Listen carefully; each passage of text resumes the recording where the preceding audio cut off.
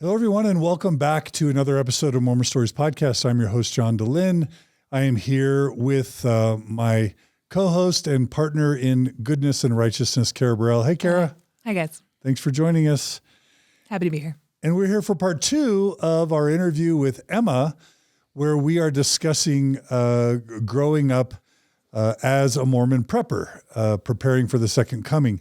We're taking a slight detour for part 2 because in preparing for this interview, I found out that Emma served a mission in the Philippines, which along with Latin America and Africa is one of the 3 major growth areas for the Mormon Church, where hundreds of thousands of, if not millions of its baptisms have come from. And the Philippines is just this major area of statistical growth. But like with my mission in Guatemala and Latin America, the history of the Mormon Church's missionary program is fraught with these periods of what I would say are fraudulent baptisms, where high-pressure sales techniques are used to pressure missionaries to get ungodly amounts of baptisms to meet kind of statistical quotas for, whatever purposes the leaders might have for generating super high numbers that end up with very high attrition and very low retention in the Mormon Church. Anyway, we just finished part 1 with Emma, where she talked about growing up as a Mormon prepper. And now we're going to talk about serving a Mormon mission in the Philippines. This is an episode, Emma, that I've wanted to do for a very, very long time. So welcome back to part 2 of your story. Thanks so much for being willing to talk about this. Yeah, absolutely. So really quickly, just like I did with part 1, I'm going to give a tiny bit of history, if that's okay. Go for it. And it might be history you've never heard of, but I think it's really important history for providing context for the story you're about to hear. Is that all right? Yeah, for sure. Okay. So have you ever heard of baseball baptisms, Emma? I haven't, actually. Okay. So in the late 1950s, early 1960s, in the Mormon Church, there was a leader named Henry Moyle, who was like in the first presidency of the Mormon Church. And he had this mission president in the British Isles, who I think his name was T. Bowering Woodbury.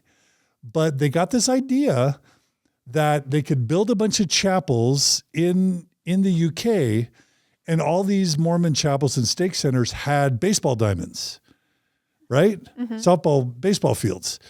And they would start these baseball leagues for youth in the British Isles. And at the time, baseball with America and the Yankees and whatever, American baseball was kind of sweeping the world. So baseball was super popular. America, post-war, Cold War, was expanding. John F. Kennedy had just been made president. There was all this kind of hype and pro-Americanism throughout the world. And the church builds these baseball diamonds, and they start these baseball leagues in the British Isles. By the way, this is when Jeffrey R. Holland and Quentin Cook were missionaries in the British Isles, right? And thousands and thousands and thousands of British youth, mostly young men, converted to Mormonism because they had to get baptized into Mormonism to play in these baseball leagues. And Carah, I'm going to have you share a link to this full article that none other than D. Michael Quinn wrote in Sunstone magazine about the baseball baptisms era in the British Isles in the early 60s. And they baptized thousands and thousands of young Mormon men. All the church news, the church newsletters at the time were just, wow, what an inspiring growth of Mormonism in the UK. All these, mission presidents and the general authorities were super proud of the growth. And it turned out that like less than 10% of these young men ended up staying in the church. Many of them didn't even remember getting baptized. Oftentimes parents weren't told. These youth were baptized without consent, without testimonies, without really being a part of the church. And it left future missionaries in this really uncomfortable position of having to excommunicate all these, because there was no way to purge them from the rolls at the time. And so they would have all these wards or branches with all these members where no one was attending church. And then they would have to find some way to purge the roll so that they could manage the members that were actually living in the area or interested in attending church. And it was this big scandal that was covered up, and Michael Quinn writes about it in Sunstone, and it's one of the most important things I've ever read. Carah's going to include a link to it in the show notes. That's the baseball baptism scandal. Later, let's just say 10 years later, these baseball baptisms reemerged in Japan, and so there was like a Japanese version of the baseball baptism scandal. And then what we find in the 80s, as the church is really starting to grow with kind of Reagan, Cold War, bring the Soviet Union down, sort of American expansionism, this huge wave of massive baptizing in Latin America that I was a part of. And so in my mission in Guatemala, we got up to 700 baptisms a month as a mission. There was a mission in Chile, Viña del Mar, that had over 1,000 baptisms a month in Chile. And Carah, I'm going to have you include both my interview of Ted Lyon, so Ted Lyon, in the show notes, because he was a mission president in Chile when this happened. The baseball, sort of like the soccer beach party baptisms that happened in Chile in the 80s. My very first episode of Mormon Stories talked about there were soccer baptisms in my mission in Guatemala, where you play soccer with the kids and then baptize them. High pressure sales techniques, newsletters about how many baptisms the companionships and the zone leaders and everyone were getting. And you'd get promoted to AP if you had the most baptisms. All that happened in my mission. That's episode 1 of Mormon Stories podcast. And then Roger Hendrix also, we did my first set of interviews with Roger Hendrix. We'll include those in the show notes because he served in Chile as well when all that stuff was happening. And this has been something that the church has done and has battled with forever. And there would be eras of high baptism rates and high attrition and low retention rates. And then the church would curtail it and clean it up and beat it back. And there would always be these surges and then retrenchments as the church wants to grow statistically. It wants to have this expansion in Latin America, and then it starts to regret it and pulls back. One other quick thing I'll have to mention is this fraudulent missionary practices became such a problem that in the 90s or 2000s, Elder Holland went to Chile for 3 years to clean up this mess, and he closed 30 stakes while he was in Chile. Imagine shutting 30 stakes because it was this statistical expansion based on fraudulent baptisms was destroying the church in Chile. And so Holland closed 30 stakes while he was in Chile. What you may or may not know is that Elder Oaks, Dehlin H. Oaks, who's now first counselor in the current modern Mormon first presidency, Oaks was called to the Philippines to do the exact same thing. And by the way, I had lunch with Elder Holland in the 2000s, let's just say 2009, 2010, where he admitted all of this to me and admitted that he went to Chile and did these things. And he acknowledged that these baptismal practices have decimated the church and have been really difficult for the church for all sorts of reasons. But I don't even know if you knew that the Philippines, prior to you ever going to the Philippines, had this history, and that Elder Dehlin H. Oaks had been called to try and clean it up. Okay, so that's just the introduction to kind of baseball baptism, fraudulent baptisms in developing countries. And of course, now in Africa, this is all going on right now in modern Africa, Mormon missions, the same type of thing. So tell me if you knew any of that or how much of that you knew, or if that's all news to you. Most of that was news to me. I did find out about Elder Oaks going to clean up the Philippines, when I was almost done with my mission. We found out about some rules that he had set for baptisms that had not been followed the whole time I was there. So, yeah. So basically, Oaks had come to the Philippines, had tried to set up rules to curb these fraudulent baptisms, and even an apostle of the Lord was not able to, in the Mormon church, was not able to implement lasting policies to curb these practices. That's what you're saying. Correct, yeah. Someone came back to try and clean it up again while I was there. Yeah, and I'll just say, when I talked to Elder Holland about this, he's like, people think that if we're in the Quorum of the 12, that kind of what we say goes. And he made it very clear they have very limited power, that they can go do something like this, really clean something up as an apostle, as a special witness of Christ, add a year or two, and it's just right back to normal. And Hall had expressed to my brother and I this real deep frustration about how hard it is to change the church, because there's just so many different competing apostles with competing agendas. Ballard has been behind the missionary program for a long time, and you get a sense that Ballard likes these techniques and these practices. So it's just a testament to, we as ex-Mormons or progressive Mormons think, if just one of the brethren can get on board, he can just make some changes and then the whole church will change. And that's just not the way change happens in the Mormon church at all. And that's interesting backstory. Yeah. Carah, did you want to, you look like you might be wanting to say something. I'd like to look into that more, because I feel like there are some people in the church that they will like, the prophet just has to say one thing and they're like, yeah, jump how high. But I think in developing countries where there isn't such a long-standing tradition of following a prophet, and it's not as a cohesive group as you'll find in Utah and Idaho, I bet it's a lot different when they're trying to change church culture, when they're, it's the churches going into a different land and doing this whole like colonial perspective of like foisting their new church perspective on people who are just unfamiliar with it. I bet that I would assume, I don't know, that things are a lot different when they're trying to change things. Yeah. From place to place. Yeah, for sure. And I don't want to make this about me, but my mission president that engaged in the tactics that we're about to talk about had very significant reasons. It keeps missionaries busy.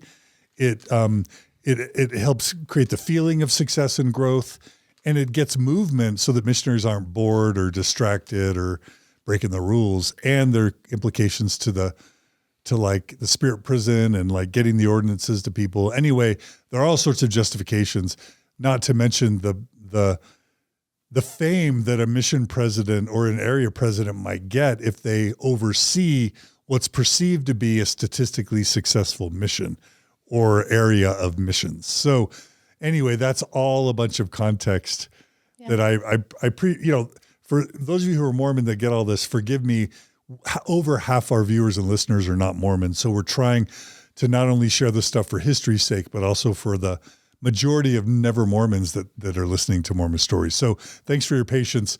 Now we can begin.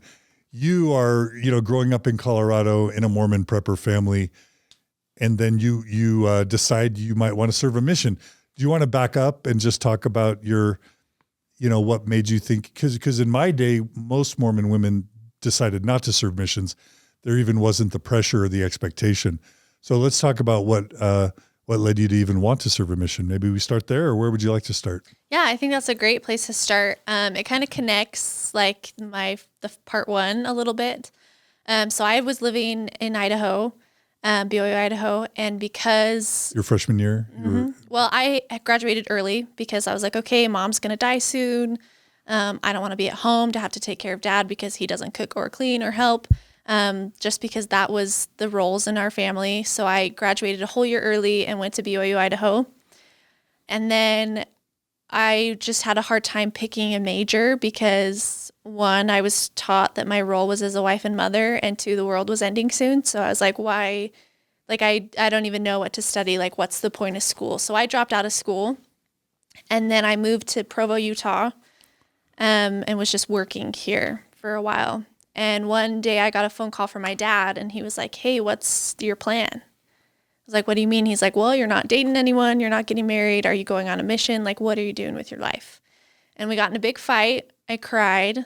And then later, like, had this feeling like, you're right. Like, I'm not doing anything with my life. So I decided to go on a mission, which at the time I was like, oh yeah, like he helped me feel the spirit to know that I needed to go on a mission. But now in retrospect, it was a totally emotional decision to make the people around me happy so that they would get off my back, because I wasn't doing what you were supposed to do as a Mormon young adult, which is go to school, get married, go on a mission. Yeah. Those three things. So that's how I decided to go on a mission. And I, at the time, like, knew that my testimony wasn't, like, I didn't think it was great. So I figured if I went on a mission, and like sacrificed my time and did all those things, that it would make my testimony solid and I would be a good Mormon girl. And that's how I decided to go. Yeah. And this was after the age change where the Mormon church was experiencing a significant decline in men serving missions, which continues to this day. Right now, I'm told that in many Mormon wards in Utah and stakes, only a third of the young men are choosing to serve missions. So it's a real problem. The church saw this ahead of time and all of a sudden doubled, in effect, its missionary force. Whereas before, women weren't encouraged to serve missions unless they couldn't get married.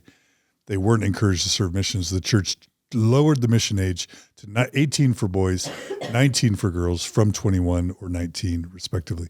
Mm-hmm. And then most Mormon women were encouraged to serve missions. So yours came after that age change, right? Yep. It was 2017 when I decided to go on a mission. Okay. And then I just did it really fast within a week. I had gotten all my appointments done and put in my papers, and then got my call and left 2 months to the day. That's fast. After I got my call. It was really fast. Did you have a sense for where you wanted to go? I wanted to go English speaking because I was afraid to learn a language, but I wanted to go foreign because I wanted an adventure. So I wanted to go to like London or Ireland or somewhere. And that is not where I went. No. So when you got the call about the Philippines, did you know anything about the Philippines? Did you even know where it was or what language they spoke? So the language I spoke was Hiligaynon, and I had never heard of that before. And I was like, what is this language? All I knew is my uncle had served in the Philippines. And that was about all I knew about the Philippines. Would you have put that on the application for the mission, that an uncle had served in the Philippines? Or no, I had mentioned like brothers and my dad, but I didn't even think about aunts and uncles. Okay. So you got the call. What'd you feel? I remember crying. And who knows, like, I don't even really know what I was feeling. I just remember crying when I started reading my mission call. And I was excited because in my mind, like, if you got called to serve foreign instead of stateside, you were like more righteous. That was how it was in my mind. So I was like, yep, I'm righteous. I'm going to go foreign. I was really excited. I remember my parents being nervous. I'm the only girl in my family to serve a mission. All my brothers served, but I'm the only girl. And they were really nervous about sending me to the Philippines. But they were also like, well, God's going to protect you, so you won't get hurt, even though you're going to this third world country. Okay. So, yeah. So do you want to talk about the MTC next, or what? Anything else you want to? Yeah, I mean, I think my MTC experience was pretty basic. I got along really well with my companion, which would probably be one of the only companions I got along with really well. I was there for 6 weeks because it was a language. And then we were a tight-knit community because there are only 2 missions that speak this language. And so unlike other languages where you're with people that go to all sorts of different countries or missions, it was just 2. So that was really neat because we all got to stay in the same mission or a neighboring mission. So we got to like see each other's progress as we went through our missions. Do you know how many missions are in the Philippines, or at least were? 23 at the time. That's a lot, right? And it's you can fit like, I don't remember, but a lot of Philippines can fit in Utah. And there were 23 missions in the whole islands. Yeah. So that's like 4, 5, 6,000 missionaries, Mormon missionaries in the Philippines. Potentially. Yeah. So many missionaries. Yeah. Yeah. And what is it about the Philippines that makes it because there are way more populous countries with way less Mormon missions and Mormon missionaries. What is it about the Philippines, do you think, that makes it so attractive for the church? Culturally, they're just really polite people and they don't know how to say no, which came up always. And they even told us that in the MTC. They're like, these people don't know how to say no. So you would extend a baptismal date, and even though they didn't want to be baptized, they would say yes just because it was the polite thing to do. Also, as a white American, we were almost like celebrities, and so people would come and talk to us just because we were white. And so it just like people flocked to us, and it was so easy. It's one of the only Asian countries that is predominantly Christian. So most people there are Catholic or some sort of Christian sect. And so you didn't have to do the whole background work of like this is who Christ is, this is who God is. You could just walk up to people and say, can I talk to you about Christ? And they would say, yep, sit down. So it was really easy to find people to talk to. And isn't there some kind of World War II history where Japan was expanding in the Pacific theater during World War II, and Philippines was something that ultimately we would have liberated. We America with other allies would have helped liberate the Philippines from Japanese expansion. And so there might have been a real post-World War II pro-American sentiment in the Philippines. And isn't there a military, like a U.S. military base in the Philippines too? I believe so. We kind of stayed away from politics at the time, but it definitely came over. So they travel in things called jeepneys, which are leftover remnants from the American jeeps that they used in the war. So that's one of their main forms of transportation. And then they call all Americans Joe, because that happened during World War II. They just say like, hey, Joe. So there definitely is a lot of leftover sentiment from World War II. So poor, polite, pro-America, Christian, not good at saying no. What's not to like about from a Mormon missionary standpoint, right? Yeah, it was, speaking to other people who served in other places, like relatively a very easy mission to teach and find people because they all just said yes. Yeah. Okay, so you go to the Philippines. What was it like? Was it culture shock? Was it awesome? Was it comfortable? What was it like? Was it like a warm glove? Yeah, definitely culture shock. I hate the heat. Colorado's really cold, so it was super hot. There's bugs everywhere. I'm really afraid of spiders, and they have like banana spiders that are bigger than your hand. Really? Yeah, and they do they bite you, or are they poisonous, or? They usually stayed away. But I imagine if they bit you, it would be bad. But they lived in our houses. Like, I killed a lot of those. They were frequently in our houses. Are they scary looking? Very scary looking, huge, terrifying. The natives hate to kill them. Cockroaches everywhere. Lizards were in our house. Ants. You can't leave food out because within 5 seconds, ants will be crawling all over it. So definitely a huge culture shock. And the food was different. I got really sick because I just did not have the bacteria to fight all the other bacteria that was entering my body. When we arrived, the very first day in the field, we went to the mission home. And the mission president would invite missionaries to come, welcome us into the mission. And the way he chose missionaries were people who were weekly baptizers.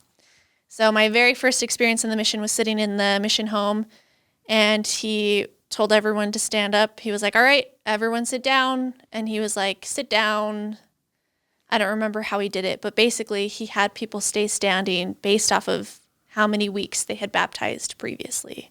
What? Yep. So it was like, stay standing if you baptized the last 6 weeks. So it was everyone in the room minus the new missionaries were standing. And then he was like, stay standing if you baptized the past 12 weeks. And he just kept increasing the number. And then he got to 60 something. And then there was one missionary standing. And that was our AP, was that missionary who had baptized the most weeks. So that was my very first introduction to the mission, was like this show of who's here. They're all baptizers. And so then he was like, you will baptize the next 6 weeks. And maybe you'll come back and be in the mission home next time we welcome new missionaries. And so the way that they chose trainers was you were not allowed to train a new missionary unless you had baptized 6 weeks previously. And when you say 6 weeks, you mean 6 weeks in a row. An entire transfer. Every week you had a baptism. Is that what you mean? Yep, absolutely. You had to have at least one baptism per week. 6 weeks prior, and then you had to project 6 more weeks. You had to have 6 lined up, almost ready to be baptized in order to even be chosen as a training area. So they would text, when transfers were coming, they would text out and they'd be like, who's a training area? And then you would respond and say, we are, here's our baptisms. And then from the people who had responded, they would choose trainers, which I later came to find out that you could not baptize every week unless you were doing something wrong, or against the rules, like against preach my gospel. And so you instantly put missionaries in this position of a terrible companionship. You know, you come from the MTC where you don't stay up at 10:31. Like the lights are off at 10:30. Like you are exactly obedient. And then you show up in this mission where it's like, oh yeah, we just kind of do whatever. So it was like a rough to get environment. baptisms. To get baptisms. What I hear you saying is if you need to stay up till 11:30 or 12 at night to get baptisms, you break the rules to get the numbers. Is that what you're saying? Exactly. Which I never stayed up past night to get baptisms because it was already dangerous to be out past 6 o'clock. But that was the mentality, like, going into the mission. So there's always, like, from what I heard, especially between American companions and Native companions, there was a lot of fighting because there was different ideas about what was obedient. But that's how you show up. I had a baptism like 3 days after I got to the field. And then he got confirmed and I never saw him again. And that was my very first baptism. We baptized him, he came to church, got confirmed, and then he was gone. And I was like, who even was that guy? And then the next 5 weeks were all children. We baptized a lot of 8 to 9-year-olds. And that was predominantly who we baptized, which the parents loved it. You know, it gave them a sense of community. People would come and teach their kids. A lot of times we'd teach them how to read so they could read the Book of Mormon. We would try to teach them English. And so the parents would readily agree, like, yeah, teach my kids, take them to church. That was my first 6 weeks. And then the next 12 weeks, yeah, we just had a baptism every single week. And I was just following my trainer, but I remember feeling a lot of, like, fight inside of, like, wait a second, like, this doesn't seem right. Like, this doesn't seem like the way it should be going. But then we would go to the mission home and the president would be like, yeah, this is exactly what we're supposed to be doing. So I was like, okay, like, we must be following what we're supposed to be following here. So when you baptize somebody and you're fresh into the mission field, is there like this understanding in your missionary brain that like, hooray, like he's got the gospel, he's going to go and become a member of the church? Or was it already, you understood implicitly that like this person will never see again? Or had you not like had that bubble burst yet? It definitely burst the first few weeks there because, you know, the first baptism, I had nothing to do with it. Like I met that person that day and I was like, all right, this person's getting baptized. And then I was like, well, whatever happened with the previous missionaries. But then as we got towards the end of my first transfer and they were people I was teaching, and then I started to never see them again, then my bubble burst where I was like, what's happening? This isn't what I thought it was going to be. And what you thought it was going to be would be, how could you describe that? Yeah, like they would be happy and they'd start to come to church every week and they'd get a calling and they'd be involved and they would be so grateful because we brought them the gospel instead of just disappearing off the face of the earth. Mm-hmm. Yeah, I feel like that is the number one thing my sister told me that burst my bubble even when I was like an active Mormon. It's like she described every missionary has their bubble burst at some point. You go in with like these rose-colored glasses about how the world's going to be, that you're bringing them this amazing gift.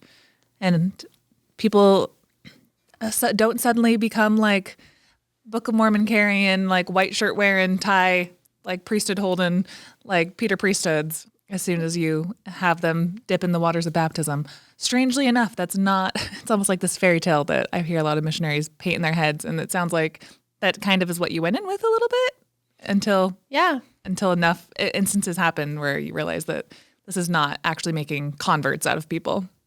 Yeah, well, and the whole time it was more like an internal shame of like, oh, what did I do wrong? Oh, no. Of like, why aren't they, you know, like it was viewed as if someone doesn't continue as a convert, it was the missionary's fault for not teaching them well enough or for not reviewing the lessons. And so it was like, okay, I need to do the baptisms better.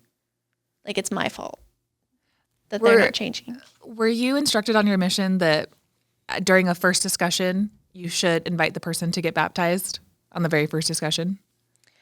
We were taught that briefly in the MTC, but after that, it wasn't really like encouraged. But we were told there was like a certain number of baptismal dates we were supposed to extend every week. Okay.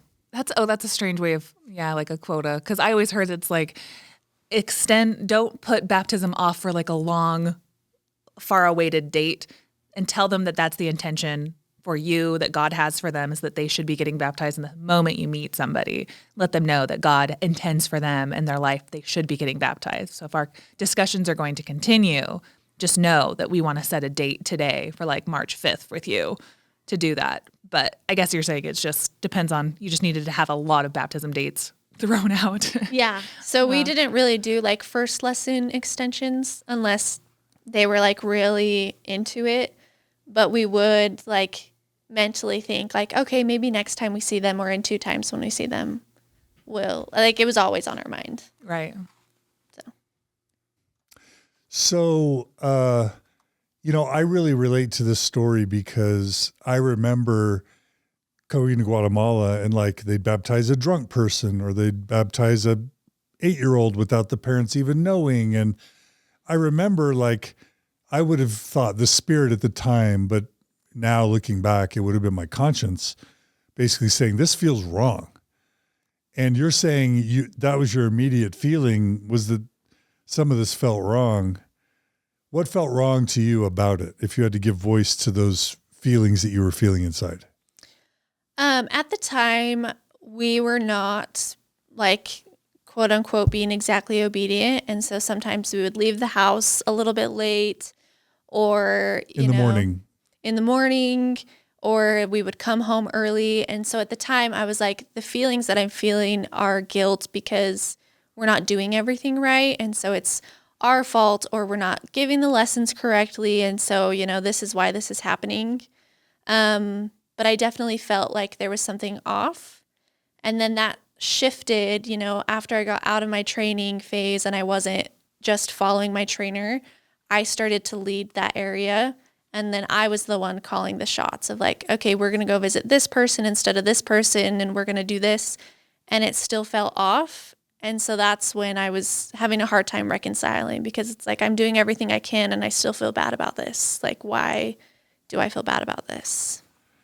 And was there a point in your mission where you're like, these baptisms are problematic? Like people aren't converted. These people aren't staying in the church, or they don't quite know what they're doing, or they're being pressured or influenced. Like, was that early, middle, late in your mission where you started having questions like that? I would say early. I had 2 mission presidents. So the first one was for the first 9 months and the second one was for the second 9 months. And real quick, was that first mission president American or Filipino? And did they have a profession that you knew of, like what their profession was before being a mission president? Yeah, they were both Filipino. And as far as I know, both actually worked for the church. One was like a Filipino church historian, and then the other one was a building coordinator. Like, he would make sure all the clocks were right and everything. So they both worked for the church. Okay. And so they're both local Filipinos. And then you were saying about your impressions or intuitions. You had 2 mission presidents. What were you going to say about that? Yeah, the first one was definitely more outright about it. Like the very first day, he called them standards of excellence. These were the things that were expected of us every week as a missionary. So we were expected to find 30 new people to teach every single week. We had to extend 15 baptismal dates every week, have 10 people at church in our ward or branch, and then baptize 1 person every week. And we would report on those to our district leaders and zone leaders. So this is what he would bring out. And a lot of us were concerned because we were seeing like, hey, people are going inactive really quickly. But whenever we had a conference with the mission president, he had like these things that he would say, like one of them would be like, what's better, 5 baptisms that go inactive right away, or 1 baptism that stays faithful their whole life? Okay. And he would pose this question. And as a missionary, I was thinking 1 baptism that stays faithful their whole life. And then he'd be like, 5. And he'd be like, only losers would say 1. What? Like, he literally would say this. And he's like, if you're playing a game of basketball, you don't say that 1 is better than 5. You only say that unless you lose. And he would say things like, it's not your job to make sure they stay active. That's the member's job. Your job is to just baptize as many people as you can. And it felt wrong to me because as a missionary, you have what's called Preach My Gospel, and you read it and you study it. What's that? Yeah, it's like a guide for a missionary. They have different chapters that include the lessons. They teach you how to feel the Spirit, how to study. And in there, it's like the code and the guide to missionaries. And in there, it talks about, teaching them correctly and retention. And what I was reading in Preach My Gospel was contradictory to what I was hearing from my mission president. What did it say about conversion, teaching, baptism in terms of quality or standards? Preach My Gospel. It talks about, it did mention extending baptismal dates in the first lesson, but it also talked about taking time with each person and resolving their questions and making sure they understand it. And if someone's not ready, you wait till they're ready. President Hinckley has a quote in there where he says every person needs a friend, nourishment from the Word of God, and a calling. So things that talk about like retention, it talks about finding less actives and helping them reactivate. But then I would hear from my mission president, like, you don't worry about that. Like, you just worry about baptisms. And so I started to feel conflict, like, this is what Preach My Gospel says, but this is what my mission president says. Who do I trust? And so then I would read in the Missionary Handbook, which is a little white book full of rules where it talks about this is when you wake up, this is when you go to bed, this is what's okay and what's not okay. There's one section towards the end that says that as a missionary, you are not allowed to contact general authorities. All questions are deferred to your mission president. So you're not allowed to like reach out to the prophet or any general authorities and ask questions. And I remember reading that, and we talked about it with almost all my companions because several of us were like, hey, we think things aren't right, but there's no one that we can talk to about it. So we just have to trust that God will work it out, because if we're going to do what's right, we just let them take care of it. Yeah, that's problematic to me because it can lead, because a mission president can have a lot of power. They can have the power to take your passport, to punish you, to exile you. Like these things happen on my mission. They control your communications back home. And it's just power. Power can corrupt. And so, or to make medical decisions that can really harm you and even lead to long-term medical problems for the rest of your life, deny you health care. They control the money that you receive every month. So if you happen to have an abusive mission president and it's a rule that you can't ever go over their head, you're literally, subjected to potential abuse, and there's nowhere to go. Yeah. And that felt very problematic to me even while I was in the field, because we later discovered that there was potential illegal activity happening in the mission. So in the Philippines, marriage is a really sticky situation. There's no divorce in the Philippines. The only way you can get a divorce is through an annulment, which you have to pay like thousands of pesos. It just doesn't happen. It was very heavily often. Catholic? Heavily Catholic. Yeah. Which is why that rule exists, because they don't believe in divorce. So there are a lot of people who have a live-in partner who are married to someone else because they can't get divorced. So they just live with whoever. And this is problematic for missionaries because you will find so many people that you're teaching and they say they want to be baptized, but you can't baptize them until they marry that person. And even if someone's never been married before, the process to get married is ridiculously difficult. They have to pay a fine. To get a certificate, you have to travel to the main city, which for some of my areas was 4 hours away. So many people just don't get married because it's so difficult. But missionaries, to get baptisms, would process marriage papers. So I remember traveling to a neighboring area, which was against mission rules, but we got clearing because we were helping someone get baptized. So we went all the way into the mountains to find someone's parents to sign a certificate saying that was their child so that they could get certification to get married. And things like that would happen. And then we would take the papers to the mission office, and the mission office would file their marriage for us. But when that mission president left, we later discovered that there were so many marriages that we thought were valid and real, but were not. So the mission president was kind of faking that there were legitimate marriages because he wanted the numbers and he wanted the baptisms, and he didn't want to have to deal with all the legal ramifications of divorcing people or marrying people. And so he would fake the legitimacy of people's marriages and just tell the missionaries everything was okay. And how much of this is like factual? It's hard to say because all of this was like the mission gossip that was going around. But we do know that something weird was happening because I remember one specific couple that they got sealed and then later discovered they weren't actually married, and it caused a lot of problems. But I only knew about that because they were in my particular area at the time when they found out they weren't legally married. And so that's when the talk started of how many marriages has this happened to. But as a missionary, it's hard to find out what's actually going on because you're discouraged from talking to other missionaries that are not in your district, that are not in your zone, that are not in your area. And so like factual information was hard to come by. I could only like know what I heard and what I experienced in my area. So I don't really know exactly everything that happened, but this is what I'm assuming happened. And this is like what people in my mission thought was going on, was the illegal marriages. And I remember taking papers to the office and they were like, yeah, we'll take care of it for you. And then it didn't happen. Yeah. Like this developing country dynamic, along with high pressure to get numerical success, leads to all sorts of abuses, like beach party baptisms in Chile, where you just go to the beach, have a party, and then baptize whoever's there, or the soccer baptisms where you just play soccer and then you baptize all the kids, you know, that are there without parental consent, without lessons.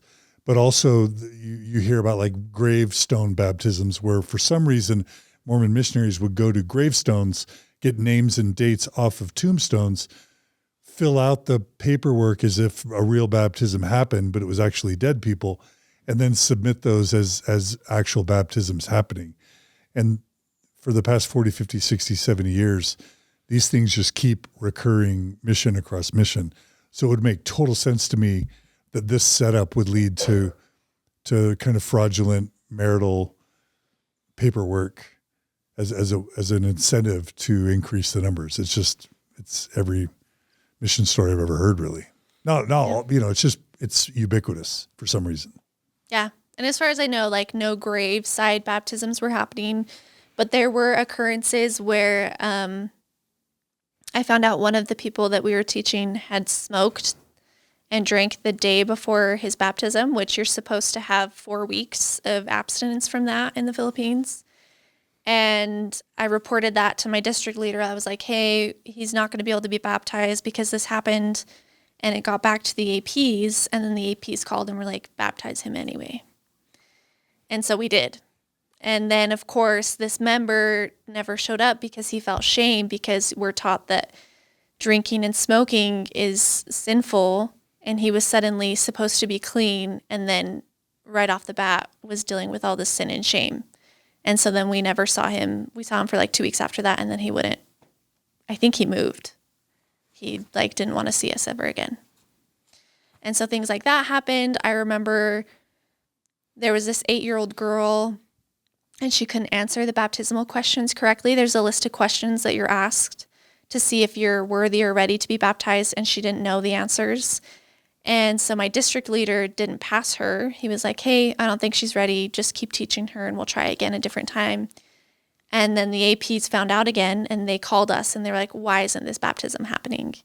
And we're like, well, she's not ready. We're going to try again later. And they were like, if he doesn't pass her, we will come down there and do the interview ourselves. And so then the APs drove 4 hours to my area to interview this girl who everyone there knew wasn't ready. And then she got baptized the next day. And in your like missionary brain self, because I know we could speak about like today how we view those, but as at that time, how did you view like their extreme intent on having so many baptisms? Did you view it as like, oh, they know better, that this person really should be baptized? Or did you really see it as just like, wow, they're really into the numbers? Like, how did you view it at the time? Like their intensity on that?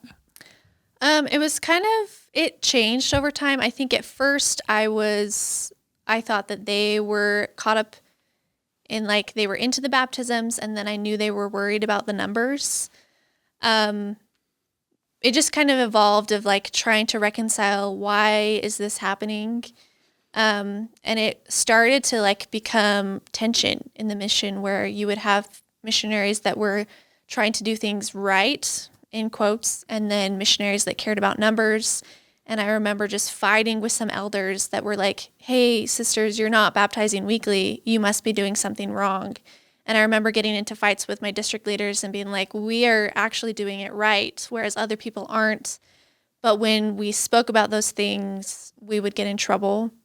And then it would just go back to like, this is what the mission president is asking us to do. If you don't follow the mission president, you are actually disobedient. And so it was just this huge struggle that was hard to reconcile of like, how do we deal with this? I just didn't really know how to deal with it.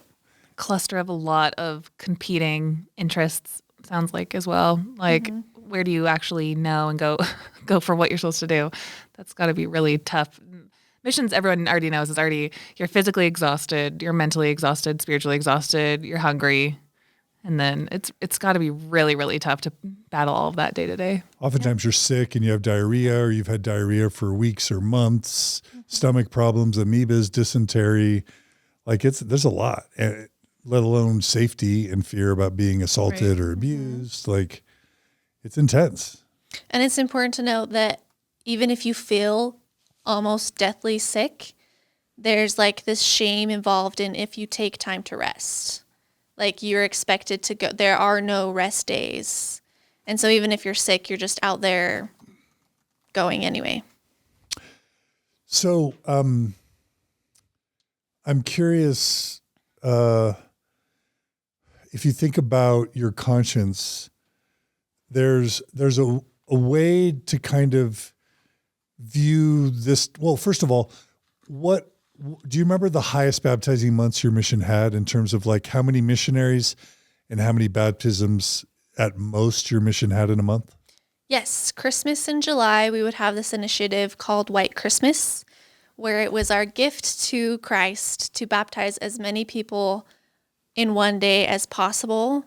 And so missionaries would like hoard baptisms, like while baptizing weekly as much as possible, they would save some for this certain day. So I remember companionships like baptizing 13 people on this day.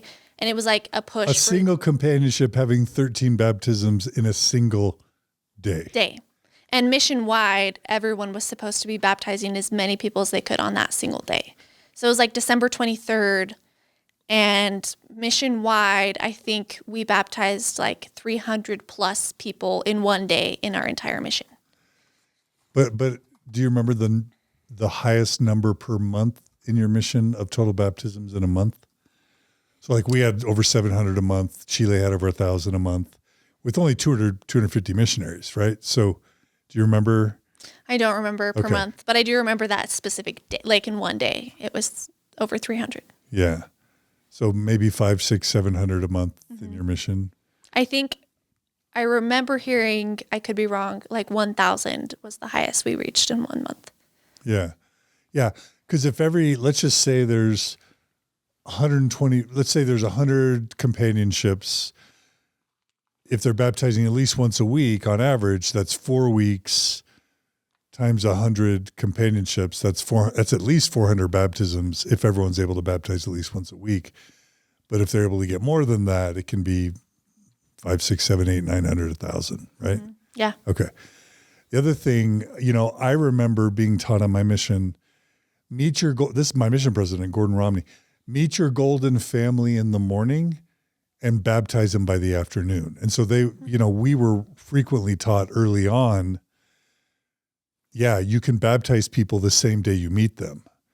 And I was like, wait a minute, they haven't had all the 6 discussions yet. Like they haven't even learned about eternal families or the plan of salvation. Like on the first day, they kind of learn about God and Jesus and Joseph Smith and the church, like in the first discussion or two. And there would be anything from teach them all 6 discussions, which are 1 hour each. They're supposed to be 1 hour each, teach them all 6 discussions in the same day. Or in my mission, it was, you can baptize them after 1 discussion. And the justification that would be used would be, once they get the gift of the Holy Ghost, they'll be able to learn better lessons 2 through 6 once they've got the gift of the Holy Ghost. So it's actually better to baptize them on the first day you meet them if you can. And so there would be this pressure to literally find them and baptize them on the same day. Did that happen in your mission? So one of the only rules that stuck from Elder Oaks was to ensure retention. They had to go to church 4 times within a 6-week period in order to be baptized.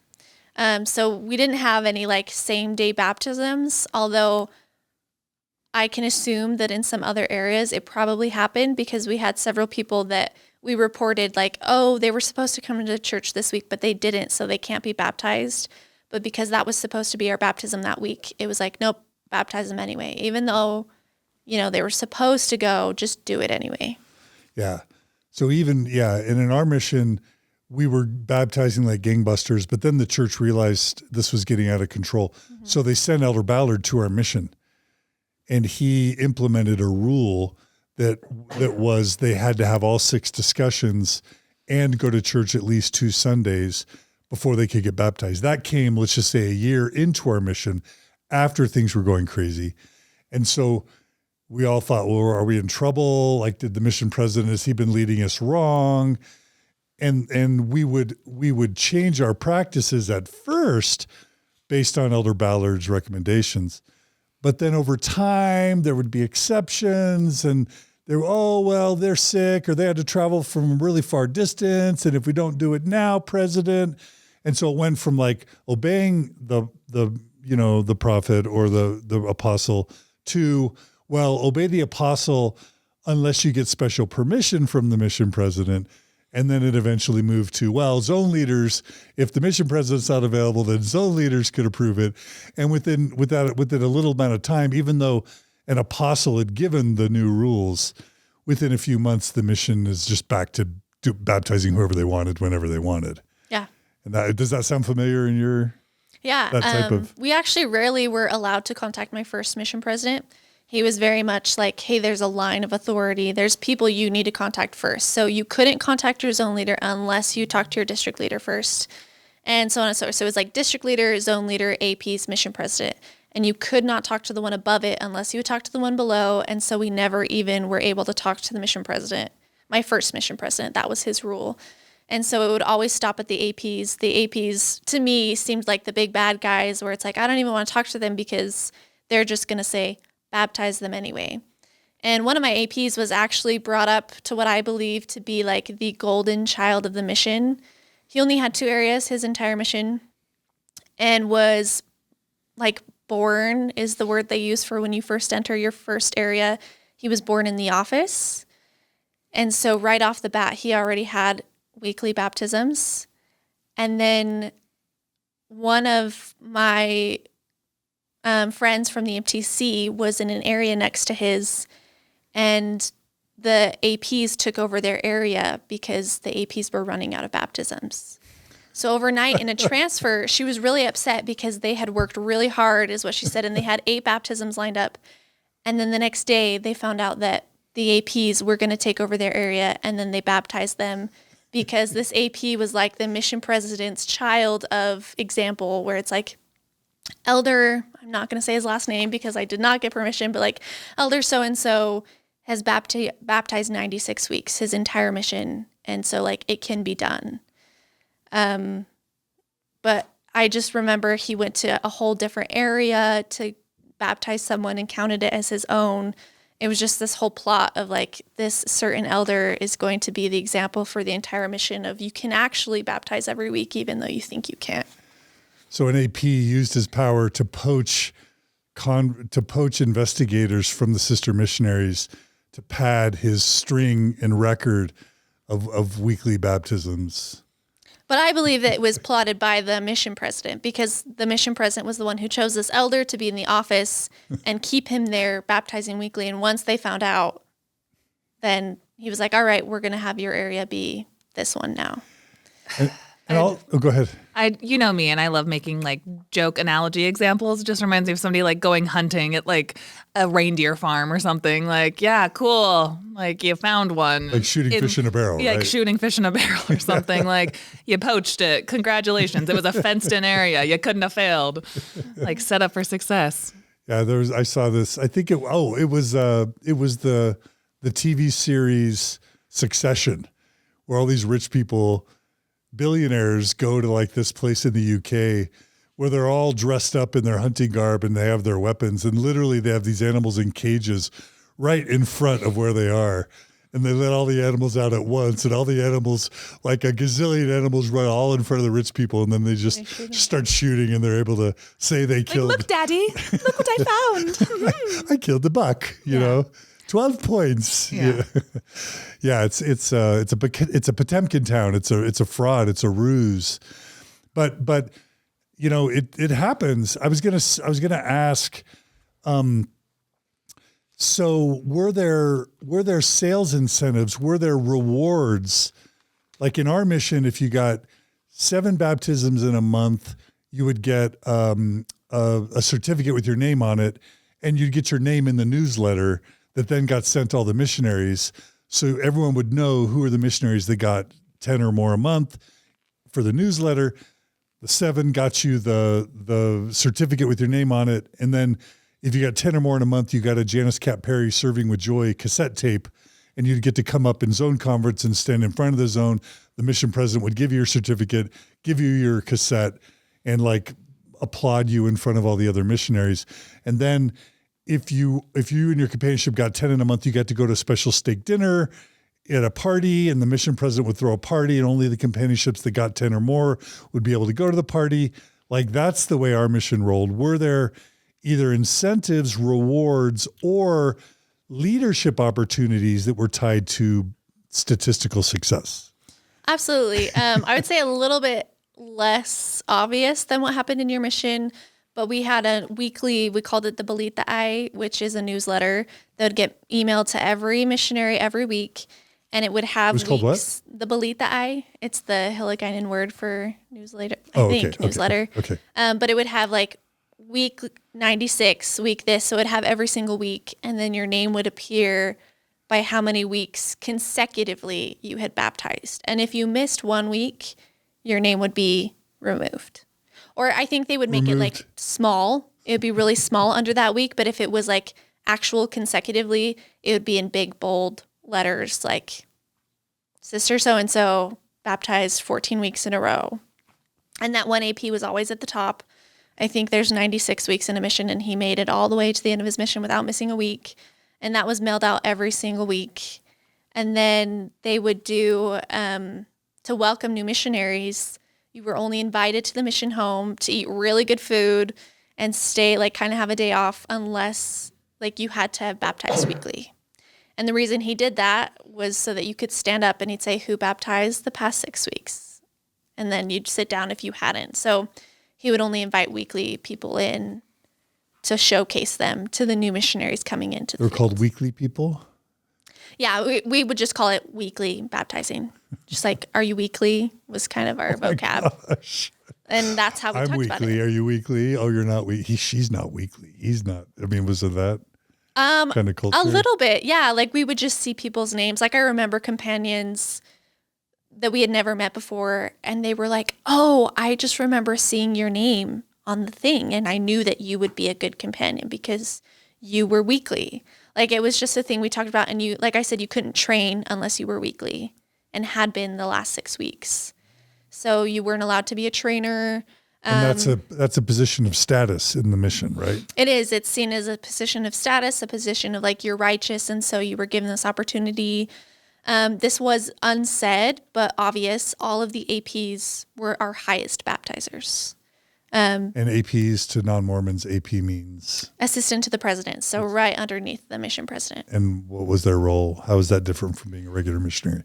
So the assistants to the president got to be in the office, so for most of the time, instead of being out like walking through the dirt, Schlepping and knocking doors in villages, right? They got to sit in an air-conditioned office and type away at a computer, but yet somehow they still had time to go baptize people every week. But they also got cars usually when a lot of the missionaries wouldn't have cars, and they could drive all around the mission with their cars and help encourage other companionships to get the baptisms. Correct. They At were least the in my only, mission. only companionship with a car were the elders in the office. Yeah. You could not be an assistant to the president unless you were male.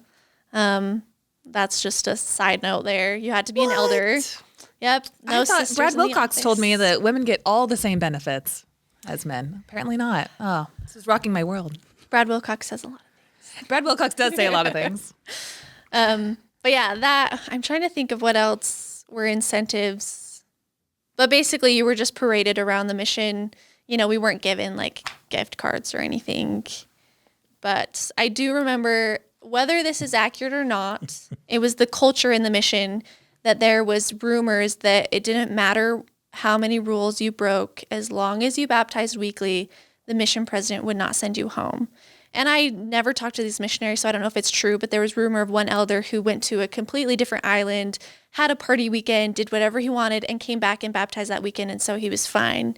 And then there were rumors of missionaries who were trying so hard to do their best, but because they didn't baptize weekly, they were like sent home. Yeah. So whether that is true or not, that was the culture that was being passed around in our mission. So in my mission, the APs would literally drive their cars to other countries and do tourist excursions. And you're not supposed to leave your mission, let In your alone your area. country. Yeah. They would leave the country, drive to like Honduras, go on tourist excursions because they would get their 10 baptisms on Saturday, and they were leaders, so they could do whatever they wanted. And they would take the zone leaders that they were buddies with, who also were getting 10 or 20 or 40 baptisms a month. It was like this insider corruption, kind of like different rules for the baptizing elite, where in fact the mission, the zone leaders and the APs were often the most disobedient missionaries who had the most privilege, who had the cars, and who also had the most baptisms, and they had the most privilege from the mission president. It's this weird system. And it was also rumored that, the APs and the elders in the office would read your weekly email to the mission president, because every week you were expected to email him. And so no one actually said anything to the mission president, because at least I was afraid that other people would read it. So I had zero relationship with my mission president other than seeing him talk to us at zone conferences. Are we ever going to take a break here just to say like how strange it is that we're talking about people's like quote unquote salvation, at least in their minds or in the church's minds? These are real people. Each one of these people that we're talking about, these are not just like numbers. These are real people who you're messing with their lives. Missionaries or the converts? The converts, quote unquote converts, but like the actual people, the people who, the baptismees. Like you're messing with their lives and how they view themselves. And like you mentioned, this person who felt all this shame because they drank and smoked, and like you're kind of like undoing and messing with a lot of their ideas in their head and their culture and possibly their marriage and their family, whether they stick with the church or not.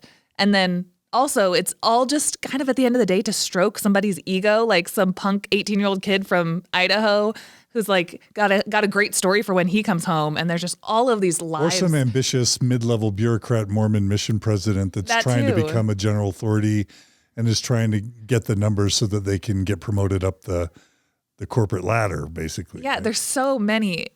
You get me talking about missionary work in like developing countries, and you're undoing certain cultural norms, whether it's drinking tea or just the way that their family dynamics work. You're uprooting all of this for what? For like, cool, you got a bunch of numbers now, and like you're the man when you go back home, and you got like a really cool first date story to tell for the rest of your life. Yeah. I mean, there's the whole colonialism, like, cultural colonialism stuff. But Mormons should really get it, because what happens to a Mormon if they lose their faith and or convert to another religion? What happens to their marriage, to their parents, to their children, to their extended family? It's like the worst possible thing for a Mormon to leave Mormonism. And yet Mormons never think about the fact that when we send out 40 to 80,000 missionaries worldwide in a given year, we're literally doing that to other people. We're telling them that their religion is inferior. We're telling them that their religion isn't true. We're telling them that we know what's best for them. And potentially, if their family is at all faithful, we're uprooting and disrupting their entire cultural, familial, social context. And it's highly disruptive. It's kind of culturally arrogant and colonialistic. And oftentimes, if not done with the right spirit, it's literally for just flexing bragging rights, statistical success that oftentimes actually has no tangible meaning either to the church locally or to the lives of the converts. Exactly. Yeah? Yeah. Kind of ick. Pretty ick. Yeah. I was also just going to say really quickly, just to add, Carah, to what you're saying, this culture of like, don't ever speak above the person you're reporting to is an essential component of a culture of rule breaking and plausible deniability, because you don't want the mission president knowing that all these corrupt, fraudulent baptisms are happening. They need to not know that the quality of baptisms that drunks are being baptized, just mentally handicapped people are being baptized, unmarried people are being baptized, people who haven't had the discussions or don't know what they're doing are getting baptized. The mission president can't know that. So the mission president wants a culture of not going over the heads of the people above them. So there's not a culture of tattletaling, so that the good things that are happening statistically don't get ruined. And that's why when I complained to my mission president about the baptismal fraud I experienced, by the assistance of the president, he punished me and sent me 6 hours from the nearest telephone and 12 hours bus ride from the mission home because tattletaling or whistleblowing ruins it.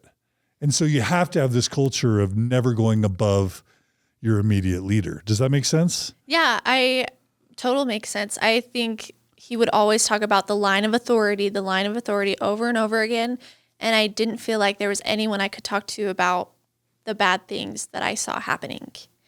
And even if you did try to talk to someone, they didn't have the answers. Like, I never felt like I could talk to my mission president, and I was afraid that if I did, it would have bad consequences for myself. And so some of the rumors that I've talked about, who knows what is actually factual in that, but that's what was being talked about between the missionaries. But no one was able to go to a higher source and say, is this happening? Because I'm concerned. Or is this true? I don't know. And so it was just things were happening. It was passed around. No one knew. And to go back to what Carah was saying about we're messing with people's lives, the people in the Philippines are extremely poor. And just to get to church, it was like a 7 peso ride per person to get to the building and 7 pesos back. That's 14 pesos times however many people in your family, 50 pesos for rice. These people were starving, yet we were telling them to pay to go to church. And I remember one family telling me, they were like, we don't have money to eat this week. And I shared a scripture. I read it in my journal and I was just horrified at what I had said. But I said, man cannot live by bread alone, but by the word of God. Have that thing memorized.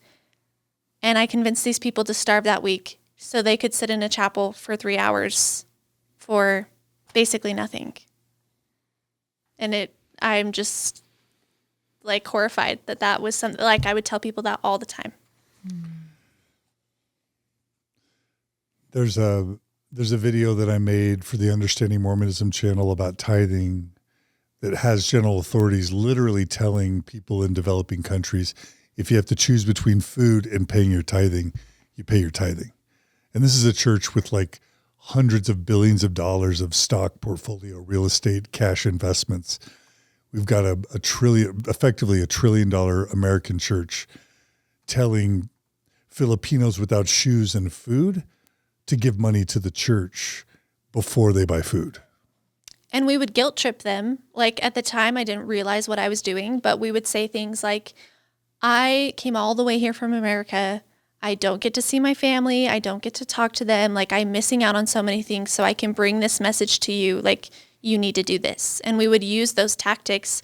Like me, a privileged white American who gets to go home to their nice house that has flooring and heating and water, telling these people that they need to sacrifice everything and devote it to the church and literally starve. And there was a quote that was taught to us. I don't remember who it was by, but I wrote it in my study journal and I read it last week and I was like, I cannot believe I used to believe this, but it said, God keeps the Filipino people poor so that he can save them all.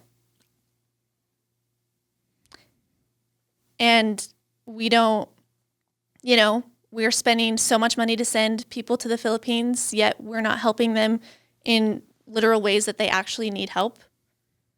We're just going to keep them poor so that we can save them. It's seriously wrong. Carrie, your mouth is still open. Your mouth has been open for like 2 minutes. If I keep it like this, then I won't just like rant. I'll just keep it like that, because then I would have so many things to say. Man, anyone listening to this, God is not keeping you poor to save you. Let me just set that record straight. That is not a true thing. No, no, no. That's and now when you look back, what do you think or feel about believing that? I feel terrible. Like just remembering all of the things that I would say to people. And I actually cared about these people, but the things that I taught them, like there's just, even now there's guilt of like, of course I didn't really realize at the time, but I did that and I can't take it back. Like there's so many people, we were expected to baptize weekly. There's like 60 plus people that are required to pay 10% of their money to the church. They spend so much money to get there. They spend all their time when we could be helping them. Instead, we're asking them to help us. Did the church have resources for people? Because at least like how I understand it, people can pay into the system and that they can get, Bishop Storehouse food or anything. Like, did that money, did they ever come back and see it in any substantial way? Like they get food from the church or housing assistance or anything like that? From what I understand, it's based off of fast offerings, which are only by your ward or branch. So there was very little like assistance coming from the church to its members that I saw. Obviously, missionaries are not super involved in that, because they're focused on other things. But there weren't very many people that talked to us about support that they received from the church. Yeah. Yeah, it can be part of the dark side. And, we talked about this in a recent episode, Carah. We can get outraged about this, but if we're trying to be fair, number one, I believe that the church leaders believe that the gospel, meaning Mormonism, following the principles of the Church of Jesus Christ, I really do believe that the leaders believe that it helps these people, everyone, including people in developing countries. And I saw it sometimes in Latino culture. I think it's very similar to Filipino culture.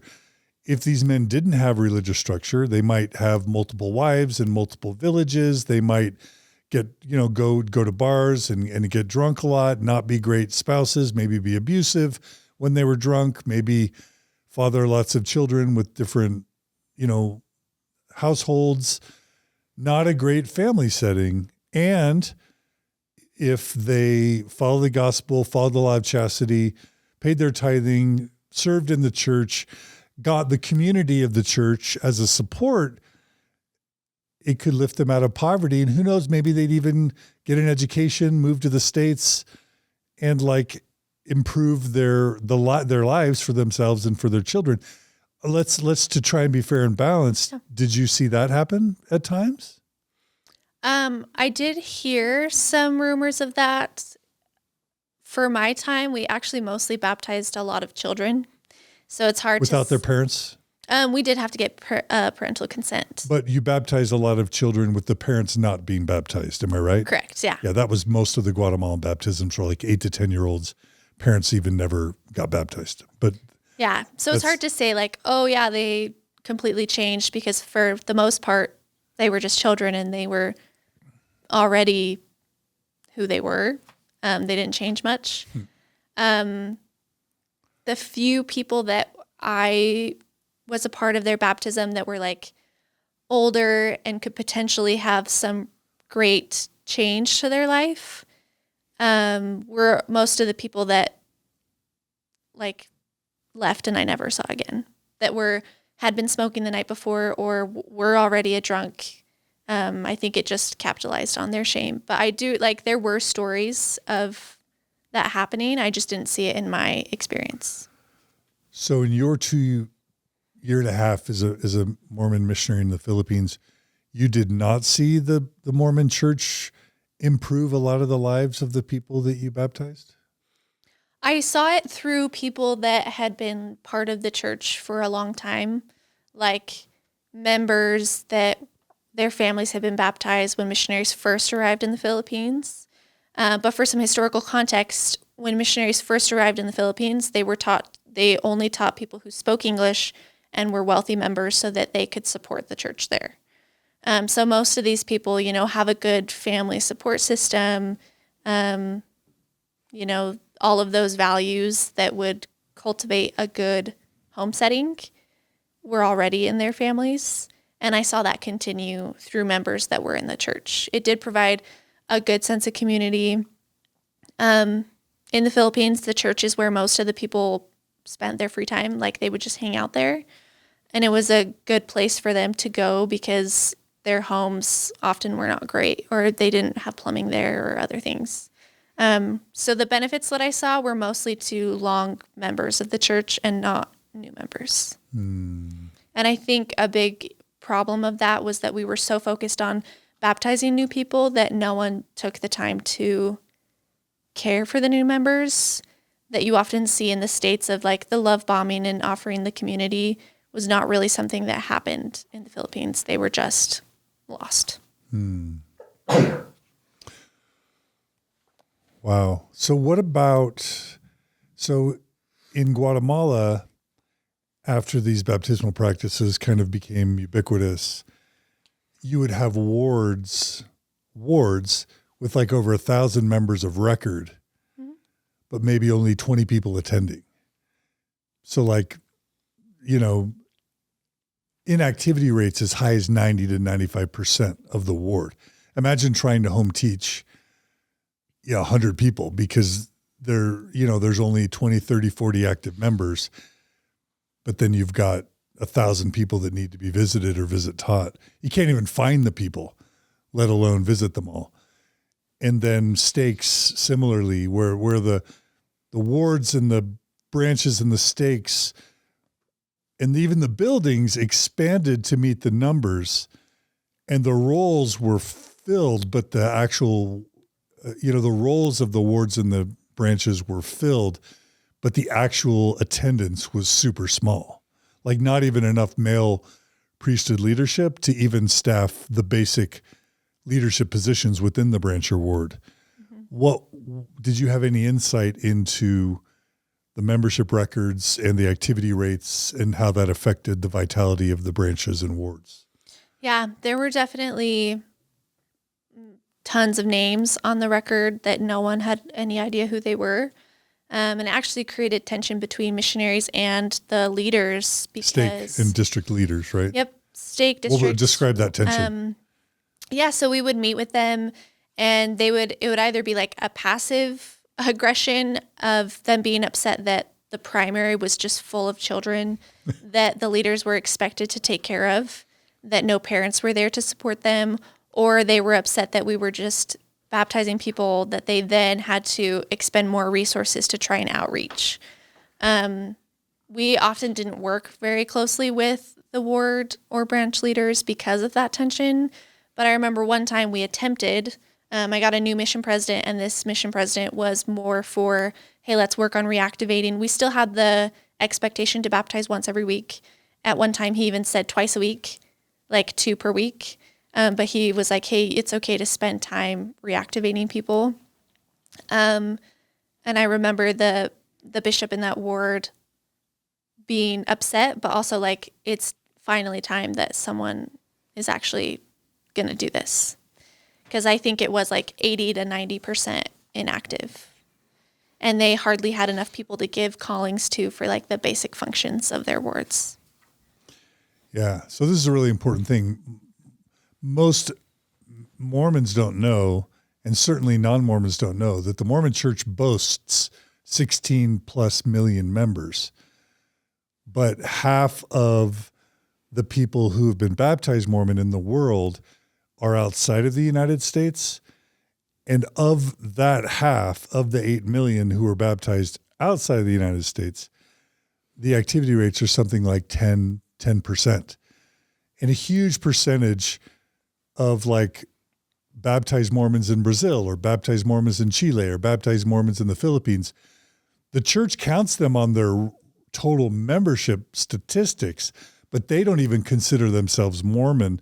And when they report to the census, the Brazilian census, the Chile census, the Filipino census, there's only a fraction of actual self-identifying Mormons relative to the number of Mormons that the church claims. And what this leads to is the church boasting 16, 17 million members, but actually only having 3 to 4 million active members actually attending church, having temple recommends, paying tithing, and holding callings. So it's kind of a deceptive thing for the church to ever say 16 million Mormons. It's more like 3 to 4 million. I'm looking at the church newsroom right now on their total church membership of Filipinos. Do you want to guess what they say? How many Filipinos are members of the church? Guess. Let's have our guest guess. Oh, this could either be way off or way under. I want to say maybe like 5 million. Probably no. Okay, I'll say 100,000 just to go low so that you can shock us, Carah. 805,000 total church membership In the Philippines? in the Philippines. 805,000. So almost a million. Yeah. And we know you're telling us that the activity rates are probably 10% or less. So there right there is almost 1,800,000 that the church is boasting, when really there's probably only 80 to 100,000 actually attending, right? Yeah, they have something like 805 stakes at this point, just in the little Philippines. And they have 2 temples, and guess how many are under construction or announced? That, and guess who announced them? Most of them. There's like 6 temples that have been announced. By Nelson? Yeah, some of them have had some groundbreaking, others haven't, but a couple by Monson, the rest by Nelson, though. And I've been told by an inside source, by the way, this is kind of breaking news. We need to include this in maybe a Scoops episode. I found out another reason why Nelson is announcing so many temples, in addition to a flex of like it's his legacy to be the highest temple building Mormon prophet. It turns out that for the church to maintain its tax-exempt status, for the Mormon church to maintain its tax-exempt status as a charity or as a church, it has to do something with its money. And so building temples is one of the major ways the church can spend a boatload of money with all this cash that it keeps collecting and stay in business and be perceived as a charitable institution. So that's one of the main finance-based accountant, IRS-based reasons for Nelson building so many gosh darn temples. Makes total sense. What part of the Bible or Book of Mormon is that in again? That Jesus told everyone to file things under tax exemption status and let all of the buildings just go empty? Is that, I missed that part? Oh, okay. Yeah. I mean, it's hard not to be snarky because think about how many mouths that could feed, how clean water, literacy, disaster relief. Like there's so many Christ-like things that money could be done with. And it's being used to get contracts to build ornate buildings with fancy chandeliers and expensive paintings on the wall and construction contracts for families of general authority or, cronies of general authorities. Not necessarily, like you said. I mean, Carah, there's some truth to what you're saying. The Book of Mormon condemns wealth and displays of wealth and conspicuous materialism and consumption. Right? Is that what you're saying? Yeah, that's not the Jesus that I was down with. And I think the church knows at its roots I think members know that is not the Christ that they're worshiping would be for all of these gaudy temples. But alas, we go on. The tax exemption status must go on. But I mean, going back to like people actually believing that it's doing good, I believed that if these people were sealed to their family, that it would make them happier than any real house that they could be in. And so, that's why it continues, because in the moment you actually think that this is helping them. But if you get some space and you think about like, basic needs aren't actually being met here, so much more good could be done than what is currently happening. It's so problematic. So do you remember the lowest number of sort of like attending wards? So wards you attended, what's the lowest number of kind of Sunday church attendance? Because in the United States, it'd be 250 people active attending a Mormon ward on a Sunday. What was the lowest number of attending members you saw on a Sunday in the Philippines for a Filipino ward?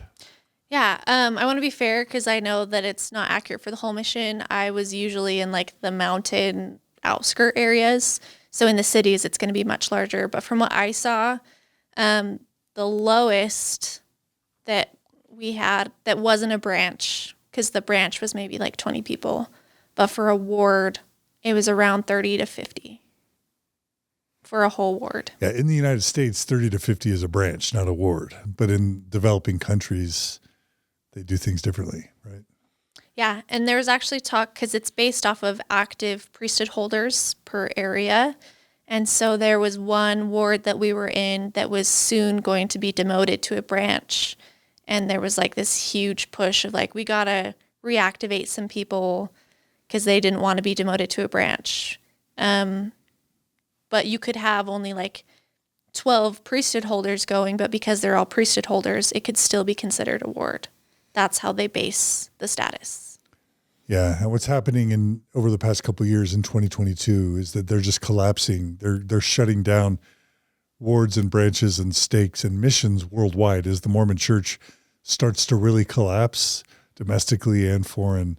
It's just having to collapse these wards and branches and stakes and missions because the church is imploding, and it's realizing that a ward, it's better to have one ward with 200 active attending people with a youth program and a relief society and an elders quorum that's vibrant.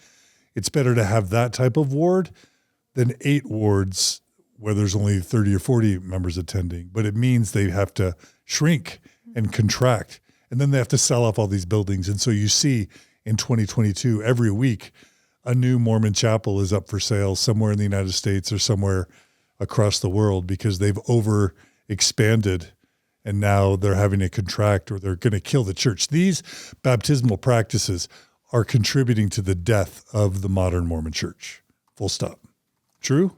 Absolutely. And for me personally, my struggle with my first mission president specifically and what happened on my mission was the real beginning of like my faith transition. How so? I came home and I was really struggling, especially with my first mission president, because it was like he wasn't doing things right. And my question was, how could God call someone like this to be a mission president? If he is all-knowing, like why would he do that? And it's not like just some bishop in a ward where there's not many options, and you just call the best you can. Like, this is a mission president. You have the entire church population to pick from. And this is the man that you picked. And these are the things that he did. And even on the mission, I recognize the first 9 months of my mission were absolute hell. So it's like, why would he do that? And I couldn't understand. And I remember coming home and talking to my parents about it, and they shared and what I would say is I would never share this with anyone who didn't serve a mission because they wouldn't understand, because I didn't want to wreck anyone else's testimony. It's like, oh, you can only understand this if you've like served a mission. But when I shared this with my parents, what they said to me was, this is actually more common than you think. And they shared with me about brothers' experiences where one of my brothers had said there was like a drug ring happening in his mission. There was like lots of sexual activity happening in other missions.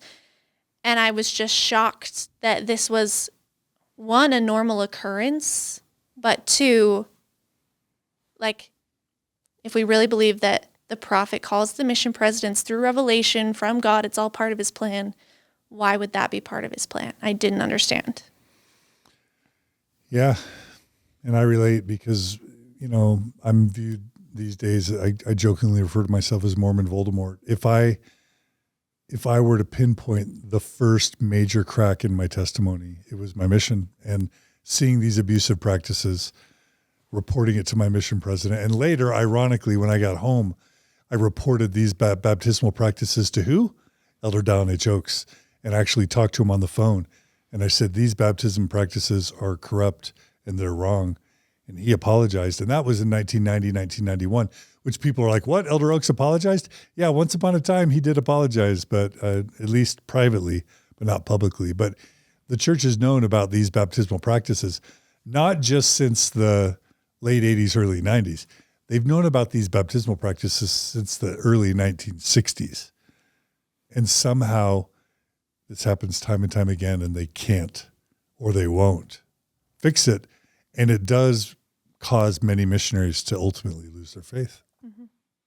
And they had, with my second mission president coming in, they had Elder Tay come in, who was like over the Philippines general authority or whatever. Area authority. Yeah, area authority. He came in, kind of cleaned it up, where he was like, hey, Elder Oaks came up with these rules back in 2002 or whenever it was. Yeah. And he's like, you aren't following them, because one of them was you cannot baptize a child without the parent like also being baptized.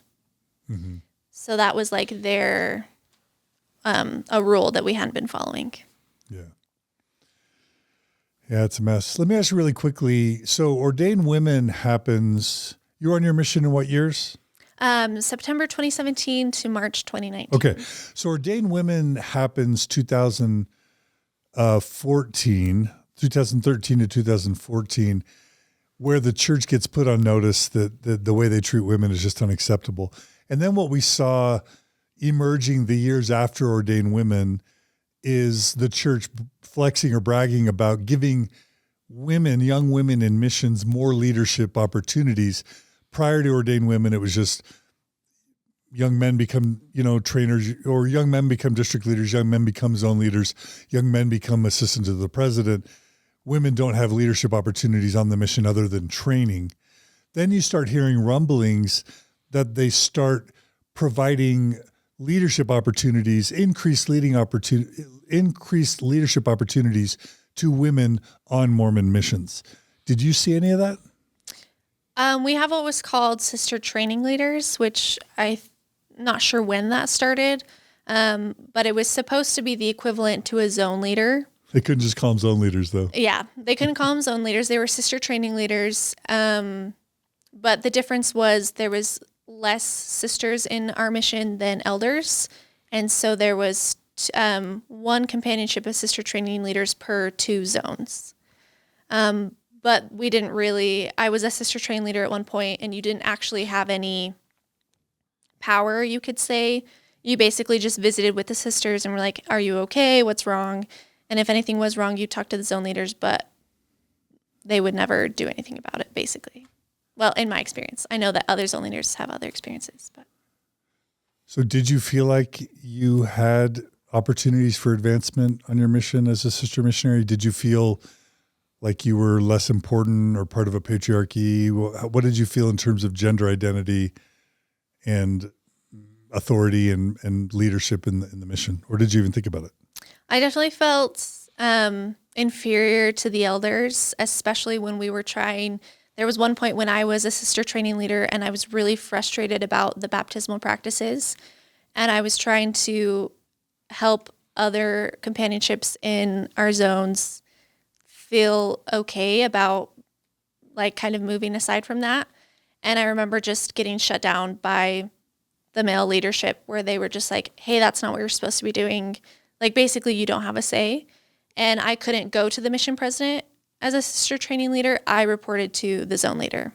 So even as a female leader in the mission, I was reporting to the male leaders and I felt like I didn't really have a say in anything Did that bother you? Did the patriarchy basically bother you? At the time, I just thought that was how it was, especially from how I was raised. But later, it did bother me. But at the time, I was just like, yep, that's how it is. That's how it goes. Yeah. Okay, so just to kind of draw your mission to a close, you had a sense that these baptismal practices were wrong to begin with. Then everyone tells you that they're okay. I imagine that at some point you just start doing them like everybody else. How did this culminate and or end with you just swimming in all this baptismal malfeasance? And you said at some point you expressed concerns. Like, talk about how the second half of your mission was and your instincts that this was wrong, but just swimming in a culture of kind of fraud, of spiritual fraud. How did your mission end? Yeah. I really struggled with it a lot until I got a second mission president and met an elder that kind of confirmed the feelings I had, where I wasn't sure. I was like, I don't even know what I'm supposed to be feeling. And I met an elder who had arrived in the mission during my first mission president and left, and then came back when the second mission president arrived. And the story was that he disagreed with the mission president, and so he went home, and someone higher in authority listened to him and allowed him to choose to come back to the mission when that mission president was no longer there. And, there's no way to fact check this. It's not like I can track down the people and be like, hey, was this true? But what I do know is this missionary who was in my district left home early and came home the exact transfer that I got a new mission president. And so I concluded that someone higher in authority knew what was going on and didn't do anything about it. And it made me mad. I was really upset because I was like, okay, he got to tell someone and got out of this. Someone somewhere knows. And this person had the power to send him back at this time. And I was upset. But then we got the new mission president and he was like, don't worry about baptisms. We're worried about quality. So I was like, okay, it was just that one mission president. Like, it's fine. Bad egg. And then this new mission president comes out with a new standard of excellence and was like, you are expected to baptize twice a week. And my MTC companion. That's an improvement, or? It was like, it felt like an improvement for a while. And then when that happened, I remember talking to my MTC companion and she had a panic attack. And she was like, we're back again to what we were at before. It wasn't just me. She had a legitimate panic attack. A lot of people were upset about this, but we were told, trust your mission president. And at this time I was just in survival mode where I was like, I'm just going to do the things, because it was inconceivable to me to leave home early because Leave the mission early because that's what unrighteous people do, unfaithful people do. So I was like, I will stick it out. But that question just stuck with me the entire time, where I couldn't figure out why this was happening, because it didn't align with things that I had been taught about how prophets work and how revelation works and how leadership works. And so I carried that question through with me till my eventual faith transition. Yeah. And as a Orthodox Mormon growing up, you are taught to believe baptism's sacred. So for me, when I was a missionary and seeing the way I processed it was a sacred ordinance was being perverted and corrupted. That's how I saw it on my mission. Did that ever translate that way for you? In my head, God was watching and would work it all out in the end, where it was like, we are doing the best we can. He will bless these people, even though it might be ruining their salvation. He'll fix it, was what I thought. But mostly my thought was, at one point I blamed the mission president, where I was like, all the sins and all the bad things that are happening, it's his fault and he's going to have to pay. I remember thinking that and I was like, he'll have fun in hell, is what I thought in my head was about that first mission president. Yeah. And this is just an uncanny parallel. So I was that missionary. While in Guatemala, complained to Gordon Romney. I was his zone leader at the time. He punished me, sent me far away. I got sick. And then as soon as I got sick, he put me on a plane home to get me out of the mission. So I go home and they give me a chance to end my mission honorably 4 months early. But I'm like, I'm not ending my mission 4 months early. That's what slackers do. So I got reassigned to Arizona. I go to Arizona. They didn't send me back to Guatemala. I go to Arizona and I tell my mission president there, ironically, Durrell Woolsey, who ends up as a mission president in Philippines. That's another story, or a general authority. I've heard his name, yeah. Have you heard his name? I think, yeah. Okay. So I tell him about the baptismal problems in Guatemala. He never gets back to me, leaves the mission. My next mission president comes in, and I'm like, whatever happened? Did you ever tell church headquarters about these baptism atrocities? Because my mission president's still there. You can end it. You can pull him out of the mission. In my mind, they're like, they're going to kick him out. They're going to take him, send him home, punish him. And you know what they told me when I complained to church headquarters about the mission president? Do you want to guess? I have no idea. They said, Elder Dehlin, he's only got a few months left on his mission. We don't want to make a big scandal. So we're just going to let him finish out his mission honorably. And then we'll fix it with the next mission president. I believe it because my first mission president, it was rumored that he didn't allow mission tours, which is when general authorities came to the mission. The entire time I was there, no general authorities came. And I was like, that's weird. How does he have the power to not allow that? And I'm now thinking maybe they knew, and so they just stayed away because if you know, you have to do something. So they were all just like, we'll stay oblivious. And then as soon as I got a new mission president, general authorities started to come to our mission, whereas before they had not. Yeah, it's a culture of intentional ignorance or plausible deniability, you know? Yeah. Okay, well, anything you want to, but you finish your mission. What was it like to finish your mission? Were you triumphant, excited, you were valiant, and you come home super energized, or was it something else? I was definitely excited to get home. I missed the States. I missed my family and friends. Food? The food. I did love the Filipino food though. Oh, okay.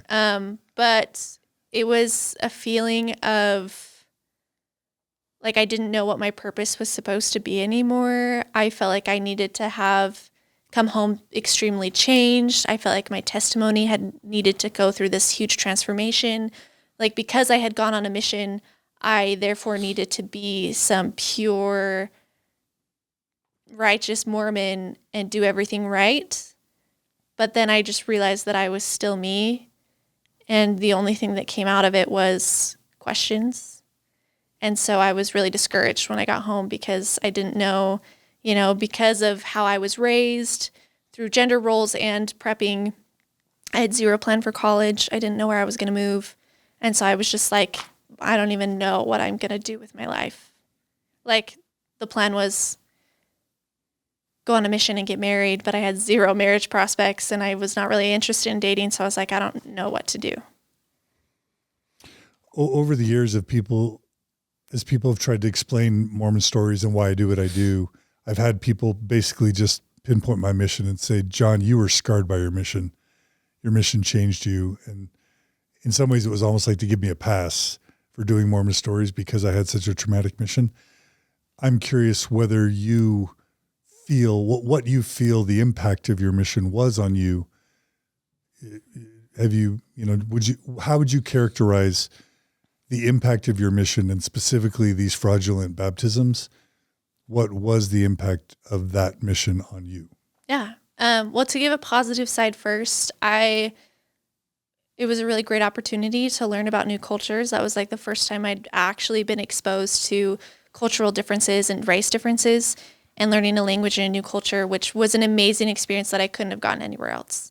But on the other side, like the stress that you undergo as a missionary, like just the feeling of despair and also the questions that came out of my mission, it really affected my testimony, but also gave me a lot of shame and guilt because, I was taught to believe that if anything goes wrong with you or your testimony, it's not the church's fault or it's not anyone else's fault. It's your fault. Like you did something wrong.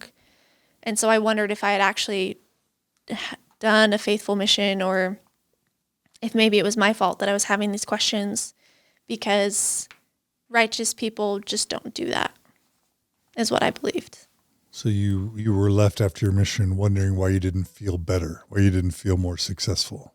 Yeah, why I wasn't like having this huge, strong testimony. Why didn't it work for me when it seems to work for everybody else? I must have done something wrong.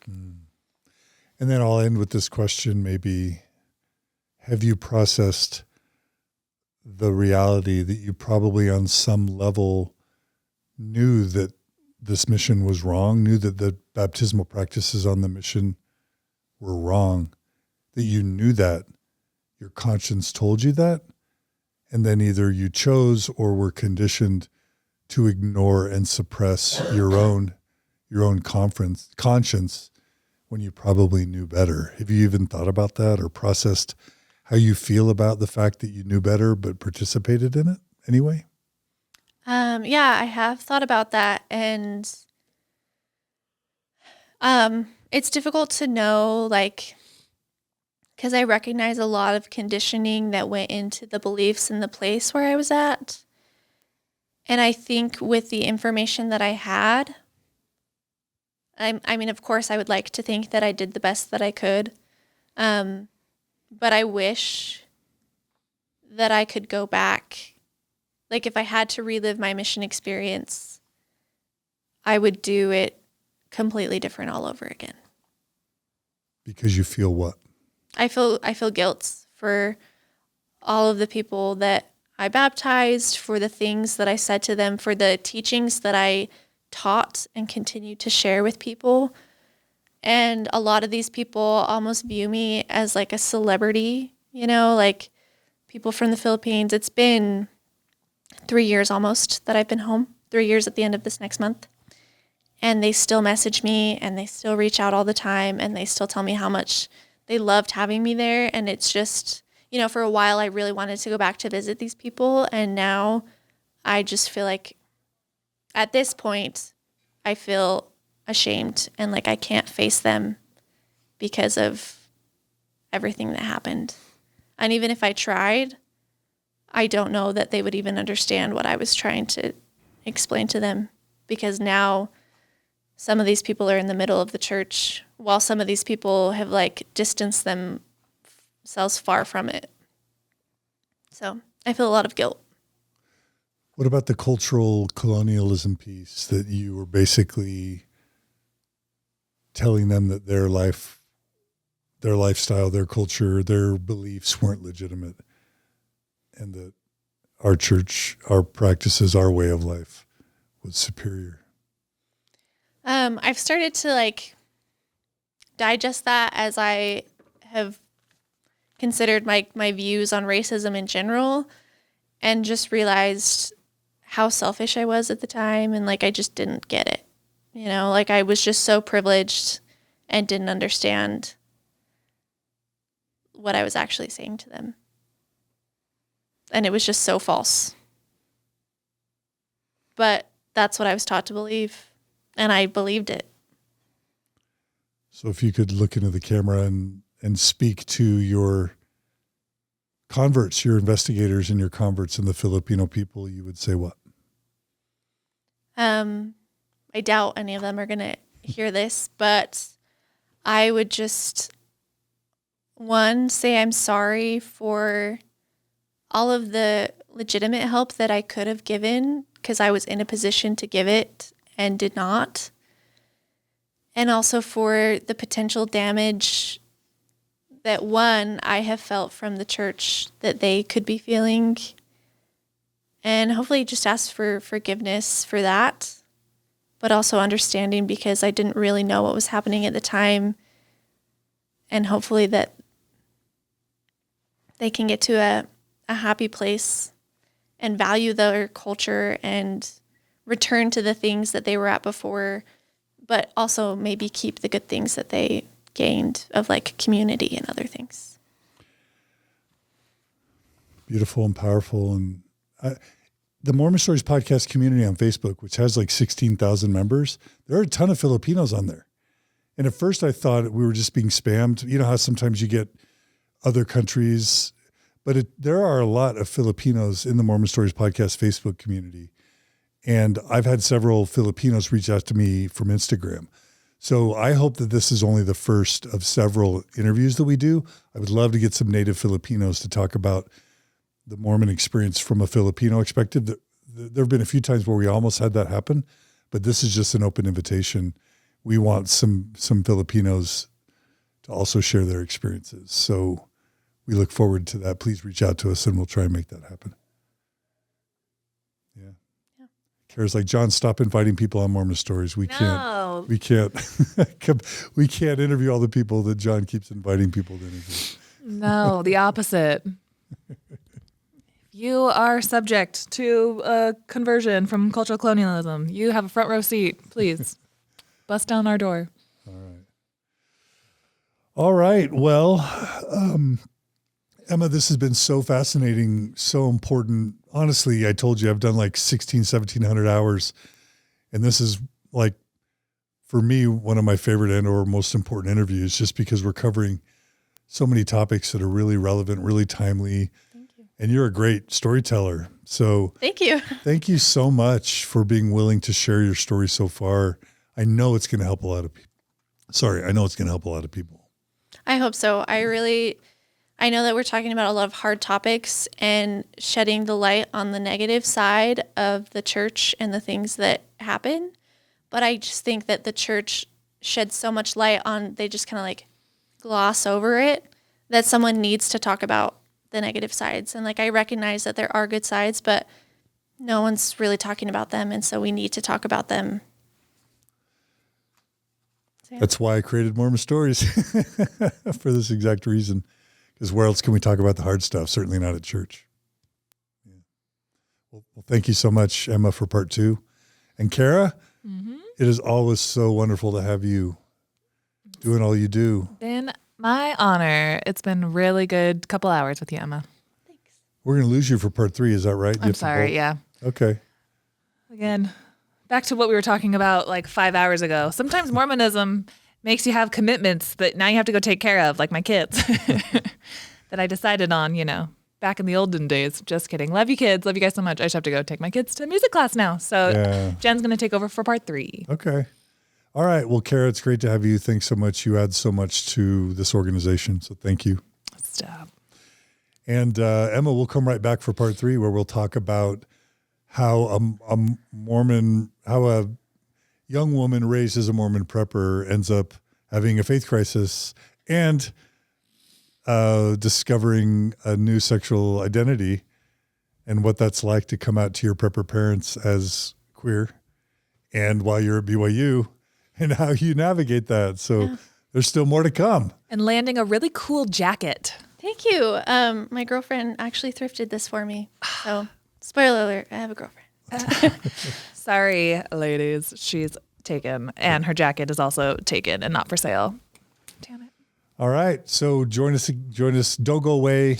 If we are premiering this, just wait till tomorrow. We'll release this. Or if you're like most people listening on the podcast or viewing on YouTube or elsewhere, just come right back for part 3 because the story even gets better. So we'll see you guys all on the flip side for part 3 of this interview with Emma.